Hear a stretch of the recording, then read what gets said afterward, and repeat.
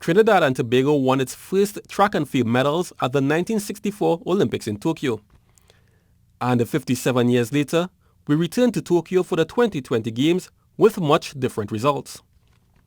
Wendell Motley's silver in the 400, along with Edwin Roberts' bronze in the 200, and their efforts in the 4x4 relay alongside Ed Skinner and Kent Bernard began what has been our most successful sport at the Olympics. Of the 19 medals won to date, our 3 gold medals have come from track and field, in addition to 4 silver and 8 bronze. Hazel Crawford would follow the 1964 team's exploits by winning our first gold medal in the 100 at the 1976 Montreal Games, medal 4 on the track. 20 years later, in Atlanta, Arthur Bolden's 100 and 200 bronze accounted for medals 5 and 6. In Sydney 2000, another Arthur Bolden double with silver in the 100 and bronze in the 200 to hand track its 7th and 8th Olympic medals. 8 years on, a new generation of sprinters, led by Richard Thompson, Bolden's heir apparent, and our fastest man over 100 meters, won silver behind the legendary Usain Bolt.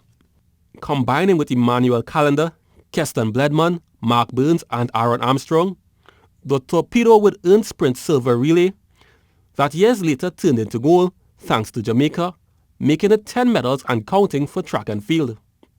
London 2012 provided Trinidad and Tobago with its then second gold medal, when a young unknown from Togo named Keyshawn Walcott shocked the world in the javelin with a stunning 84.58 meters throw. Lalonde Gordon added bronze in the individual 400, then earned the second bronze in the mile relay. The 4x1 relay men also earned the silver to tally 4 medals, our most successful Olympics, for a total of 14 medals in track and field. On to Rio, where Keyshawn Walcott earned our only medal in the javelin on the last day of competition in Brazil. On to Tokyo 2020, and despite some gutsy performances, where our athletes provided national records and personal bests, the medals were hard to come by.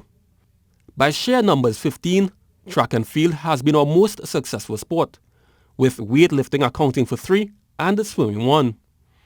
Of our medals, the question coming out of Tokyo is what can we do to sustain this in the sport? Where do we go from here? Questions we will try to address in the coming weeks. Kent Fuentes, TTT Sports.